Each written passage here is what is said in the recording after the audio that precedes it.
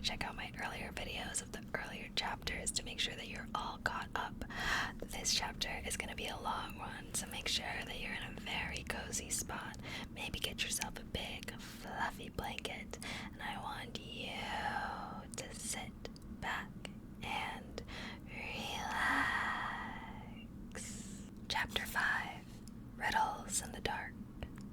When Bilbo opened his eyes, he wondered if he had, for it was just as dark with them shut. No one was anywhere near him. Just imagine his fright. He could hear nothing, see nothing, and he could feel nothing except the stone of the floor.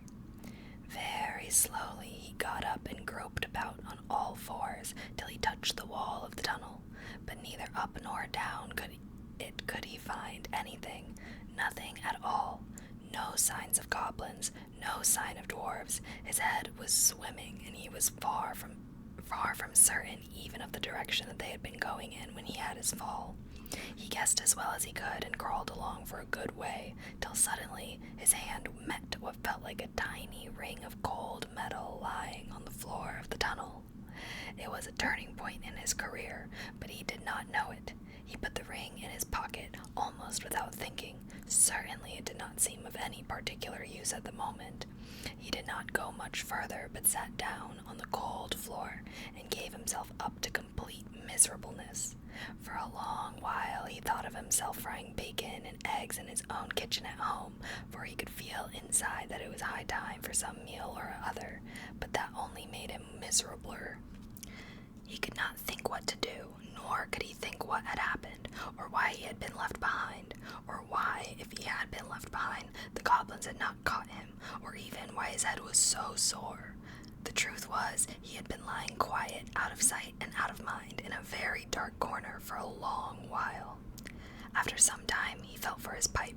It was not broken, and that was something. Then he felt for his pouch, and there was some tobacco in it, and that was something more. Then he felt for matches, and he could not find any at all, and that shattered his hopes completely.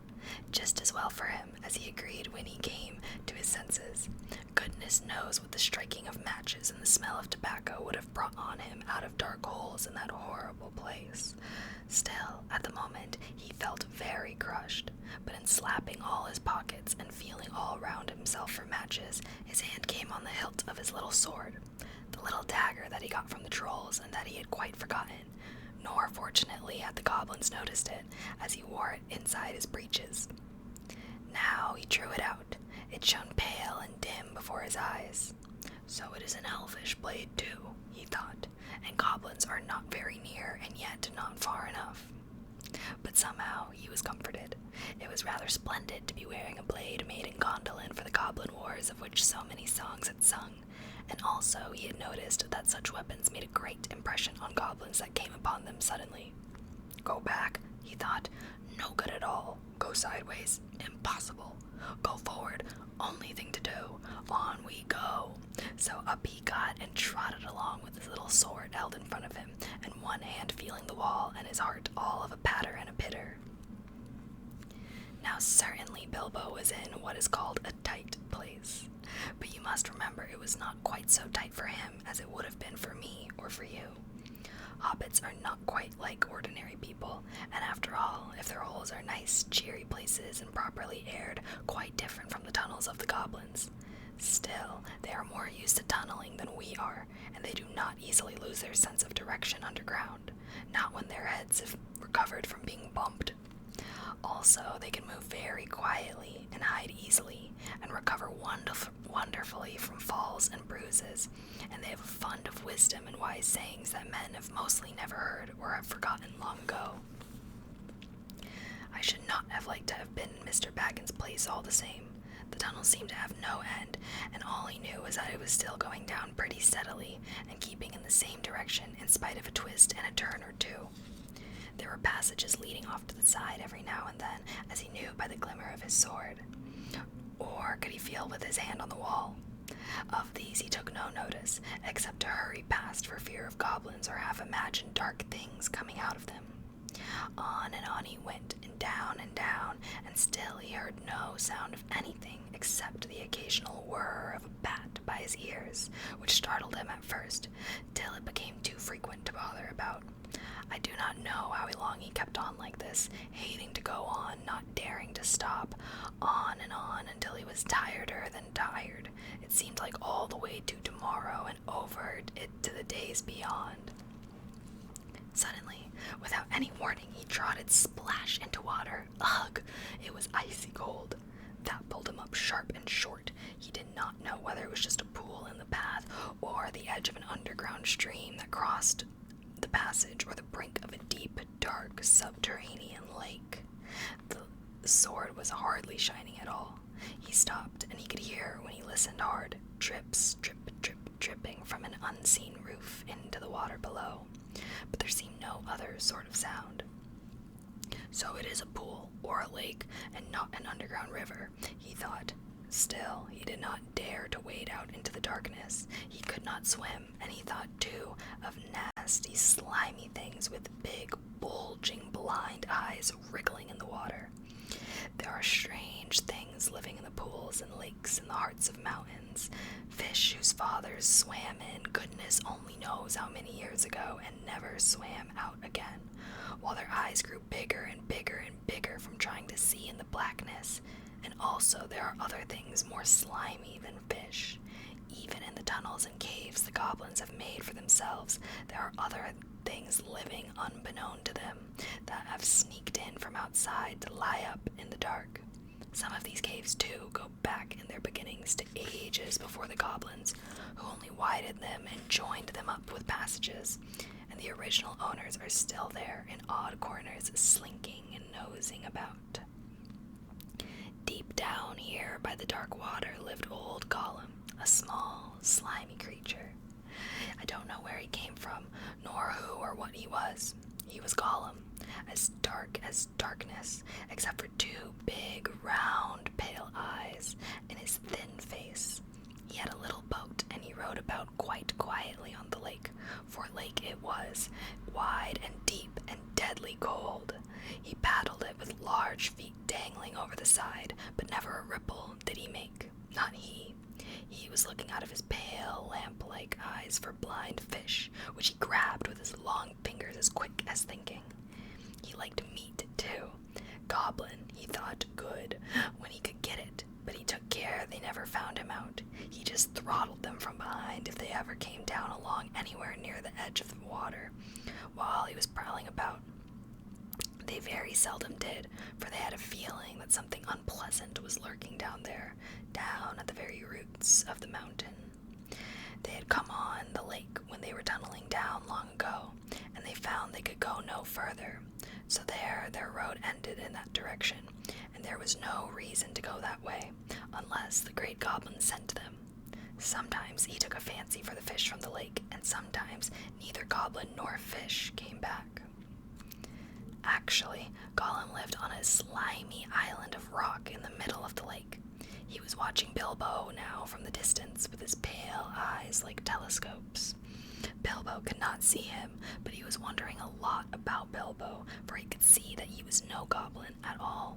Gollum got into his boat and shot off from the island, while Bilbo was sitting on the brink altogether flummoxed and at the end of his way and his wits.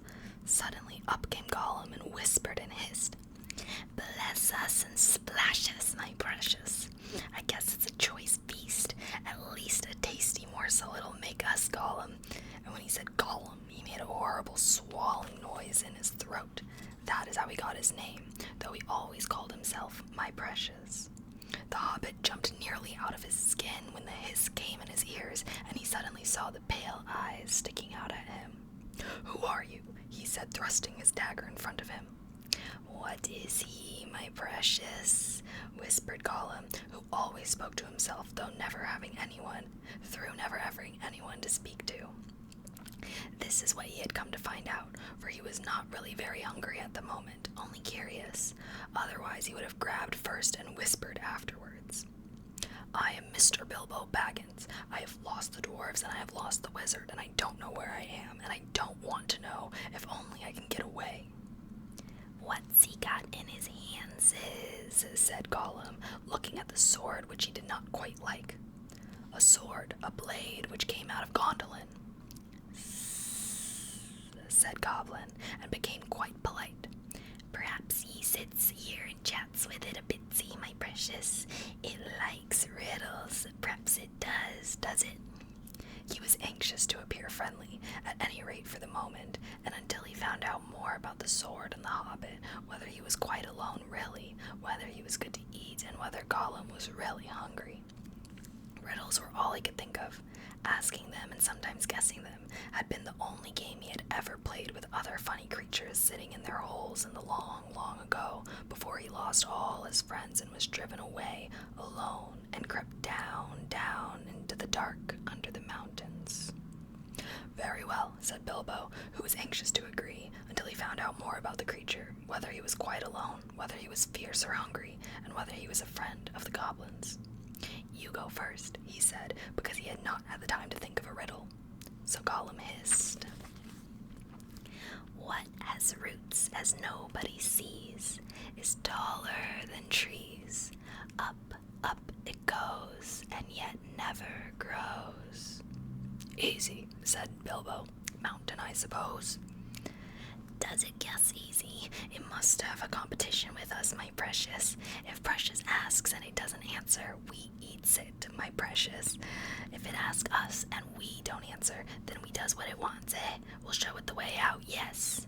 All right, said Bilbo, not daring to disagree, and nearly bursting his brain to think of riddles that could save him from being eaten. 30 white horses on a red hill. First they champ, then they stamp, then they stand still. That was all he could think of to ask. The idea of eating was rather on his mind, and it was rather an old one too, and Gollum knew the answer as well as you do. Chestnuts, chestnuts, he hissed. Teeth, teeth, my precious, but we has only 6. Then he asked his second.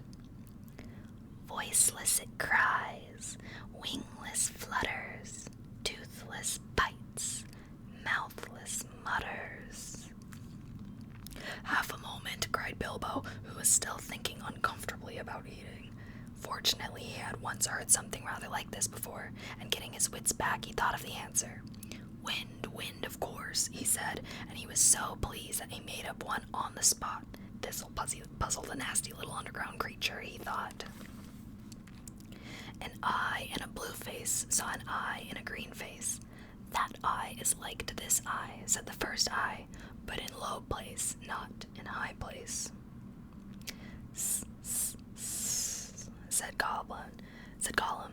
He had been underground a long, long time and was forgetting this sort of thing. But just as Bilbo was beginning to hope that the wretch would not be able to answer, Gollum brought up memories of ages and ages and ages before, when he lived with his grandmother in a hole in a bank by the river. My precious, he said. Sun on the daisies, it means it does. But these ordinary above-ground, everyday sort of riddles were tiring for him. Also, they reminded him of days when he had been less lonely and sneaky and nasty, and that put him out of temper. What is more, they made him hungry, so this time he tried something a bit more difficult and more unpleasant.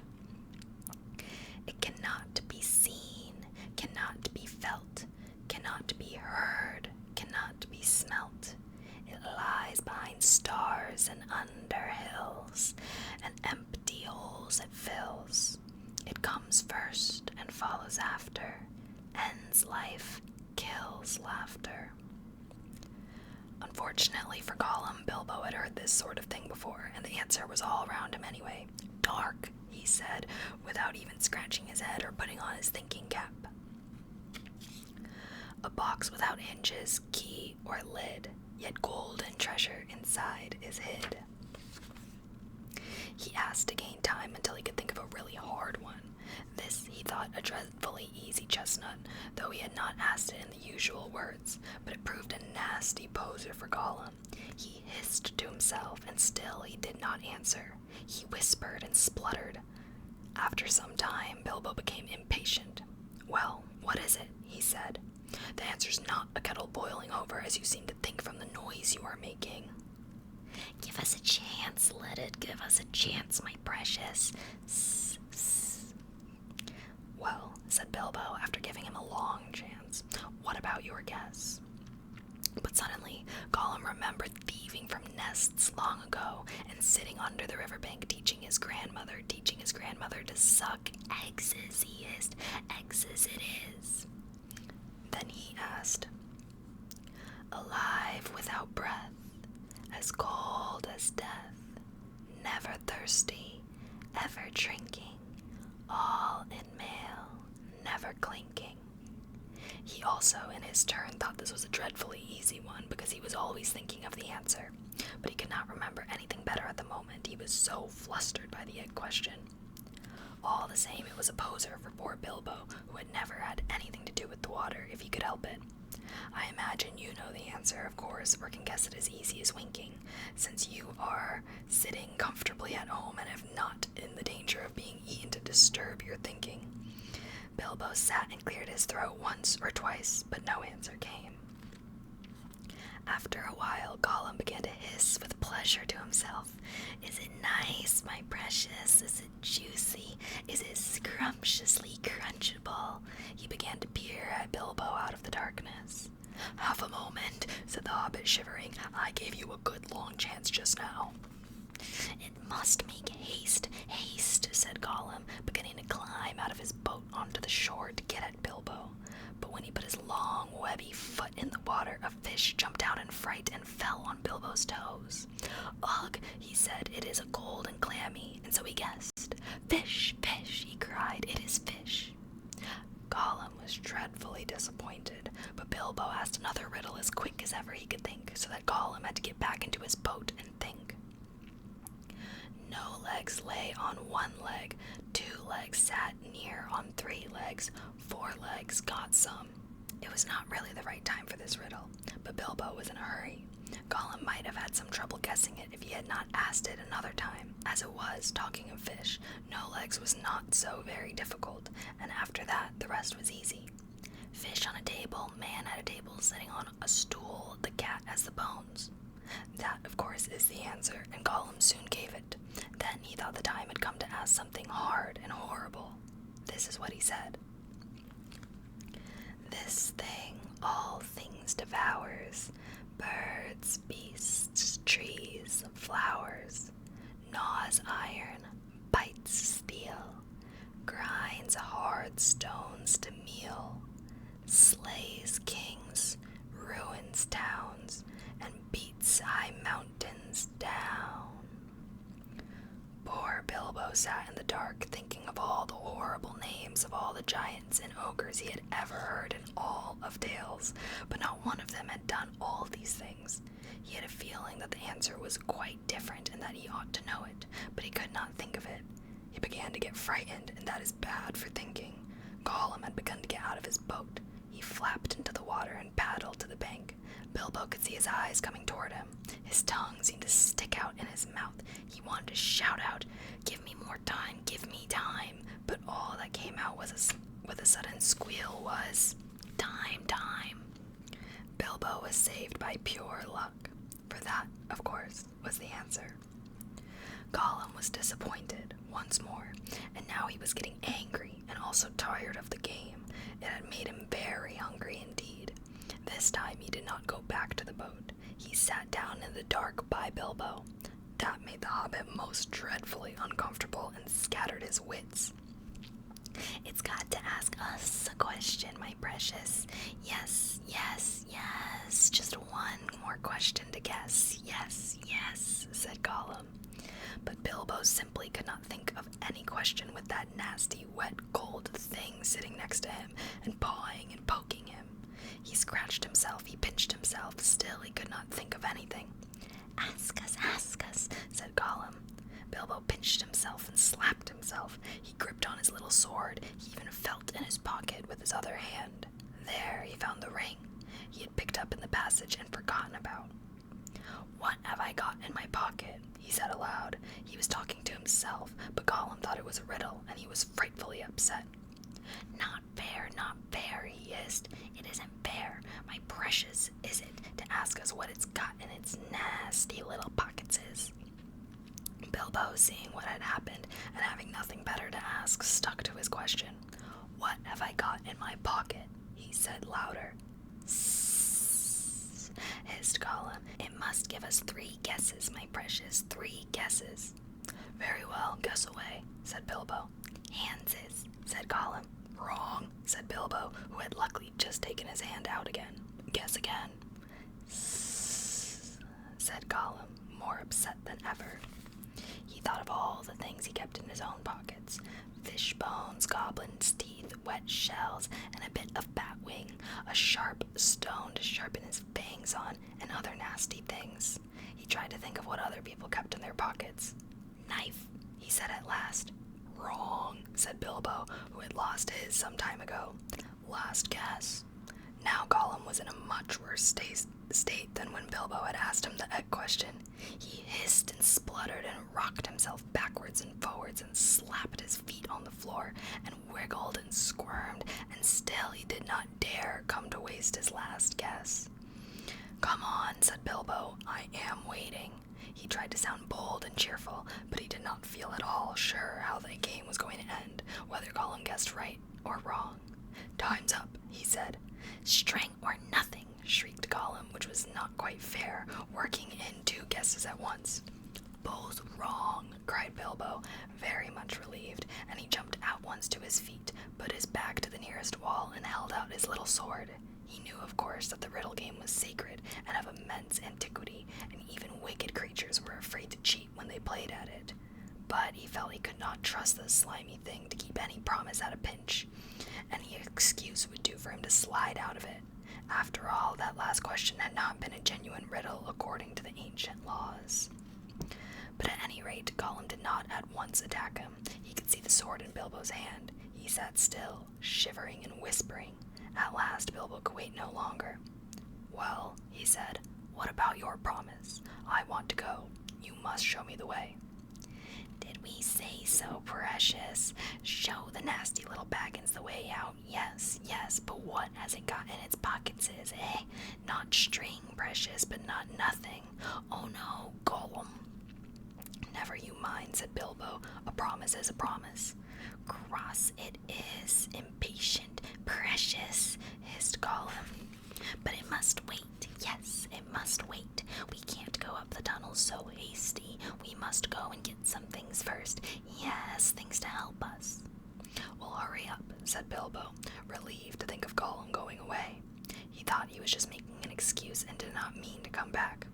What was Gollum talking about? What useful thing could he keep out in the dark lake? But he was wrong. Gollum did mean to come back. He was angry now and hungry, and he was a miserable, wicked creature, and already he had a plan.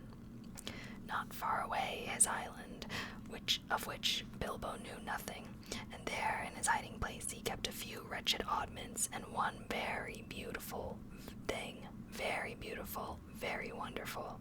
He had a ring, a golden ring, a precious ring. "My birthday present," he whispered to himself, as he had done in the endless dark days. "That's what we wants now. Yes, we wants it." He wanted it because it was a ring of power, and if you slipped that ring on your finger, you were invisible. Only in the full sunlight could you be seen, and then only by your shadow, and that would be shaky and faint. "My birthday present. It came to me on my birthday, my precious." So he had always said to himself. But who knows how Gollum came by that present, ages ago, in the old days when such rings were still at large in the world. Perhaps even the master who ruled them could not have said. Gollum used to wear it at first, till it tired him, and then he kept it in a pouch next to his skin, till it galled him, and now usually he hid it in a hole in the rock on his island and was always going back to look at it. And still sometimes he put it on when he could not bear to be parted from it any longer, or when he was very, very hungry and tired of fish. Then he would creep along the dark passages, looking for stray goblins. He might even venture into places where the torches were lit and made his eyes blink and smart, for he would be safe. Oh yes, quite safe. No one would see him, no one would notice him, till he had his fingers on their throat. Only a few hours ago he had worn it and caught a small goblin imp. How it squeaked! He still had a bone or two left to gnaw, but he wanted something softer. "Quite safe, yes," he whispered to himself. "It won't see us, will it, my precious? No, it won't see us, and its nasty little sword will be useless. Yes, quite." That is what it was in his wicked little mind as he slipped suddenly from Bilbo's side and flapped back to his boat and went off into the dark. Bilbo thought he had heard the last of him. Still, he waited a while, for he had no idea how to find his way out alone. Suddenly, he heard a screech. It sent a shiver down his back. Gollum was cursing and wailing away in the gloom, not very far off by the sound of it. He was on his island, scrabbing here and there, searching and seeking in vain. "Where is it? Where is it?" Bilbo heard him crying. "Lost it is, my precious. Lost, lost. Curse us and crush us, my precious is lost." "What's the matter?" Bilbo said. "What have you lost?" "It mustn't ask us," shrieked Gollum. "Not its business. No, Gollum. It's lost, Gollum, Gollum, Gollum." "Well, so am I," cried Bilbo, "and I want to get unlost, and I won the game, and you promised. So come along, come and let me out, and then go on with your looking." Utterly miserable as Gollum sounded, Bilbo could not find much pity in his heart, and he had a feeling that anything Gollum wanted so much could hardly be something good. "Come along," he shouted. "No, not yet, precious," Gollum answered. "We must search for it. It's lost, Gollum." "But you never guessed my last question, and you promised," said Bilbo. "Never guessed," said Gollum. Then suddenly, out of the gloom, came a sharp hiss. "What has it got in its pocket, Sis? Tell us that. It must tell first." As far as Bilbo knew, there was no particular reason why he should not tell. Gollum's mind had jumped to a guess quicker than his, naturally, for Gollum had brooded for ages on this one thing, and he was always afraid of it being stolen. But Bilbo was annoyed at the delay. After all, he had won the game, pretty fair, at a horrible risk. Answers were to be guessed, not given, he said. "But it wasn't a fair question," said Gollum. "Not a riddle, precious, no." "Oh, well, if it's a matter of ordinary questions," Bilbo replied, "then I asked one first. What have you lost? Tell me that." "What has it got in its pocket, Sis?" The sound came hissing louder and sharper, and as he looked towards it, to his alarm, Bilbo now saw two small points of light peering at him. As suspicion grew in Gollum's mind, the light of his eyes burned with a pale flame. "What have you lost?" Bilbo persisted. But now the light in Gollum's eyes had become a green fire, and it was coming swiftly nearer. Gollum was in his boat again, paddling wildly back to the dark shore, and such a rage of loss and suspicion was in his heart that no sword had any more terror for him. Bilbo could not guess what had maddened the wretched creature, but he saw that all was up, and that Gollum meant to murder him at any rate. Just in time he turned and ran blindly back up the dark passage down which he had come, keeping close to the wall and feeling it with his left hand. "What has it got in its pocket, Sis?" He heard the hiss loud behind him, and the splash as Gollum leapt from his boat. "What have I wonder?" he said to himself as he panted and stumbled along. He put his left hand in his pocket. The ring felt very cold as it quietly slipped onto his groping forefinger. The hiss was close behind him. He turned now and saw Gollum's eyes like small green lamps coming up the slope. Terrified, he tried to run faster, but suddenly he struck his toes on a snag in the floor and fell flat with his little sword under him. In a moment, Gollum was on him, but before Bilbo could do anything, recover his breath, pick himself up, or wave his sword, Gollum passed by, taking no notice of him, cursing and whispering as he ran. What could it mean? Gollum could see in the dark. Bilbo could see the lights of his eyes palely shining even from behind. Painfully, he got up and sheathed his sword, which was now glowing faintly again. Then, very cautiously, he followed. There seemed nothing else to do. It was no good crawling back to Gollum's water. perhaps if he followed him, Gollum might lead him to some way of escape without meaning to. "Curse it, curse it, curse it," hissed Gollum. "Curse the Baggins. It's gone. What has it got in its pockets? Oh, we guess, my precious. He's found it. Yes, he must have. My birthday present." Bilbo pricked up his ears. He was at last beginning to guess himself. He hurried a little, getting as close as he dared behind Gollum, who was still going quickly, not looking back, but turning his head from side to side, as Bilbo could see from the faint glimmer on the walls. "My birthday present, curse it! How did we lose it, my precious? Yes, that's it. When we came this way last, when we twisted that nasty young squeaker, that's it, curse it! It slipped from us after all these ages and ages. It's gone, Gollum." Suddenly, Gollum sat down and began to weep, a whistling and gurgling sound horrible to listen to. Bilbo halted and flattened himself against the tunnel wall. After a while, Gollum stopped weeping and began to talk. He seemed to be having an argument with himself. "It's no good going back there to search. No, we doesn't remember all the places we visited, and it's no use. The Baggins has got it in its pockets. The nasty noser has found it, we says. We guesses, precious, only guesses. We can't know till we find the nasty creature and squeezes it. But it doesn't know what the present can do, does it? It'll just keep it in its pockets. It doesn't know, and it can't go far. It's lost itself, the nasty nosy thing. It doesn't know the way out. It said so." "It said so, yes, but it's tricksy. It doesn't mean what it means. It doesn't say what it... It said so, yes, but it's tricksy. It doesn't mean what it says, and it won't say what it's got in its pockets. It knows a way in. It must know a way out. Yes, it's off to the back door, that's it.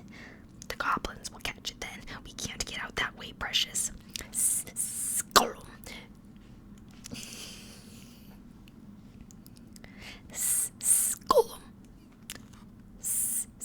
Gollum. Goblins is, yes, but if it's got the present, our precious present, then goblins will get it, Gollum. They'll find it. They'll find out what it does. We shan't ever be safe again. Never, Gollum. One of the goblins will put it on, and then no one will see him. He'll be there, but not seen. Not even our clever eyes will notice him, and he'll come creepsy and tricksy and catch us, Gollum, Gollum. Then let's stop talking, precious, and make haste. If the Baggins has gone that way, we must go quick and see. Go, not bar now. Make haste." With a spring, Gollum got up and started shambling off at a great pace. Bilbo hurried after him, still cautiously, and though his chief fear now was of tripping on another snag and falling with the noise. His head was in a whirl of hope and wonder. It seemed that the ring he had was a magic ring. It made you invisible. He had heard of such things, of course, in old tales, but it was hard to believe that he had really found one, by accident. Still, there it was. Gollum, with his bright eyes, had passed him by only a yard to one side. On they went, Gollum flip-flapping ahead, hissing and cursing, Bilbo behind, going as softly as a hobbit can. Soon they came to a place where, as Bilbo had noticed on the way down, side passages opened, this way and that. Gollum began at once to count them. 1 left, yes. 1 right, yes. 2 right, yes, yes. 2 left, yes, yes. And so on and on. As the count grew, he slowed down, and he began to get shaky and weepy, for he was leaving the water further and further behind, and he was getting afraid. Goblins might be about, and he had lost his ring. At last he stopped by a low opening on their left as they went up. 7 right, yes. 6 left, yes, he whispered. This is it. This is the way to the back door, yes. Here's the passage. He peered in and shrank back. But we dursn't go out, precious. No, we dursn't. Goblins is down there. Lots of goblins is. We smell them. What shall we do? Curse them and crush them. We must wait here, precious. Wait a bit and see. brought Bilbo to the way out after all, but Bilbo could not get in. There was Gollum sitting humped up right in the opening, and his eyes gleamed cold in his head as he swayed it from side to side between his knees. Bilbo crept away from the wall more quietly than a mouse, but Gollum stiffened at once and sniffed. His eyes went green. He hissed softly but menacingly. He could not see the Hobbit, but now he was on the alert, and he had other senses that the darkness had sharpened, hearing and smell. He seemed to be crouched right down with his flat hands splayed on the floor and his head thrust out, nose almost to the stone. Though he was only a black shadow in the gleam of his own eyes, Bilbo could see or feel that he was as tense as a bowstring gathering for a spring. Bilbo almost stopped breathing and went stiff himself. He was desperate. He must get away, out of this horrible darkness while he had any strength left. He must fight. He must stab the foul thing, put its eyes out, kill it. It meant to kill him. No, not a fair fight. He was invisible now. Gollum had no sword. Gollum was not actually a threat. Gollum had not actually threatened to kill him or tried to yet, and he was miserable, alone, lost. A sudden understanding, a pity mixed with horror, welled up in Bilbo's heart. A glimpse of endless, unmarked days without light or hope of betterment, hard stone, cold fish, sneaking and whispering. All these thoughts passed in a flash of a second. He trembled, and then quite suddenly, in another flash, as if lifted by a new strength and resolve, he leaped. No great leap for a man, but a leap in the dark. Straight over Gollum's head he jumped, 7 feet forward and 3 in the air. Indeed, had he known it, he only just missed cracking his skull on the low arch of the passage. Gollum threw himself backwards and grabbed as the Hobbit flew over him, but too late. His hands snapped on thin air, and Bilbo, falling fair on his sturdy feet, sped off down the new tunnel. He did not turn to see what Gollum was doing. There was hissing and cursing almost at his heels at first, then it stopped. All at once there came a blood-curdling shriek, filled with hatred and despair. Gollum was defeated. He dared go no further. He had lost his prey, and lost, too, the only thing he had ever cared for, his precious. The cry brought Bilbo's heart to his mouth, but still he held on. Now faint as an echo, but menacing, the voice came behind. "Thief, thief, thief! Baggins, we hate it! We hates it! We hates it forever!" Then there was a silence, but that too seemed menacing to Bilbo. If goblins are so near that he smelt them, he thought, then they'll have heard his shrieking and cursing. Careful now, or this way will lead you to worse things. The passage was low and roughly made. It was not too difficult for the Hobbit, except when, in spite of all care, he stubbed his poor toes again several times on nasty, jagged stones in the floor. A bit low for goblins, at least for the big ones, thought Bilbo, not knowing that even the big ones, the orcs of the mountains, go along at great speed, stooping low with their hands almost on the ground. Soon the passage that had been sloping down began to go up again, and after a while it climbed steeply.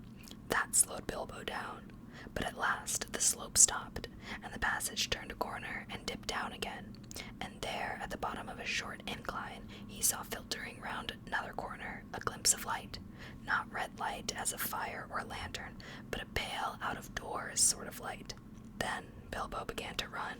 Scuttling as fast as his legs would carry him, he turned the last corner and came suddenly right into an open space, where the light, after all that time in the dark, seemed dazzlingly bright. Really, it was only a leak of sunshine in through a doorway, where a great door, a stone door, was left standing open. Bilbo blinked, and then suddenly he saw the goblins. Goblins in full armor with drawn swords sitting just inside the door and watching it with wide eyes, and watching the passage that led to it.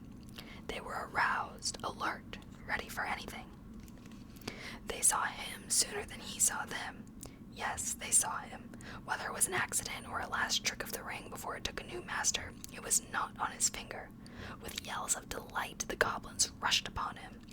A pang of fear and loss, like an echo of Gollum's misery, smote Bilbo, and forgetting even to draw his sword, he struck his hands into his pockets, and there was the ring still in his left pocket, and it slipped on his finger. The goblins stopped short. They could not see a sign of him. He had vanished. They yelled twice as loud as before, but not so delightedly.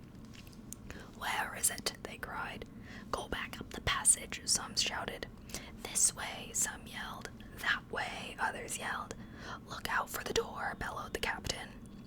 Whistles blew, armor clashed, swords rattled, goblins cursed and swore and ran hither and thither, falling over one another and getting very angry. There was a terrible outcry to do and disturbance. Bilbo was dreadfully frightened, but he had the sense to understand what had happened, and to sneak behind a big barrel which held drink for the goblin guards, and so get out of the way and avoid being bumped into, trampled to death, or caught by the feel. "I must get to the door, I must get to the door," he kept on saying to himself, but it was a long time before he ventured to try. Then it was like a horrible game of blind man's buff. The place was full of goblins running about, and the poor little hobbit dodged this way and that, was knocked over by a goblin who could not make out what he had just bumped into, scrambling away on all fours, slipped between the legs of the captain just in time, and got up and ran for the door. It was still ajar, but a goblin had pushed it nearly to. Bilbo struggled, but he could not move it. He tried to squeeze through the crack. He squeezed, and he stuck. It was awful. His buttons had gotten wedged on the edge of the door and the doorpost. He could not see outside into the open air. There were a few steps running down into a narrow valley between tall mountains. The sun came out from behind a cloud and shone bright on the outside of the door, but he could not get through.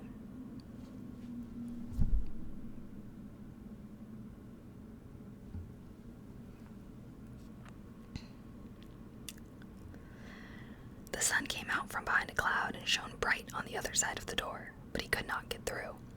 Suddenly, one of the goblins inside shouted, "There is a shadow by the door. Someone is outside." Bilbo's heart jumped into his mouth. He gave a terrific squirm. Buttons burst off in all directions. He was through with a torn coat and waistcoat, leaping down the steps like a goat, while bewildered goblins were still picking up his nice brass buttons on the doorstep. Of course, they soon came down after him, hooting and hallooing and hunting among the trees, but they don't like the sun. It makes their legs wobble and their heads giddy. They could not find Bilbo with the ring on, slipping in and out of the shadow of the trees, running quick and quiet and keeping out of the sun. So soon they went back to grumbling and cursing to guard the door. Bilbo had escaped. Oh my gosh. Well, that was officially my favorite chapter. The riddles have always been my favorite, and when I was a kid, reading this book for school actually made me have a whole riddle phase that I would just literally Google riddles and try to solve them, and it all started with this book.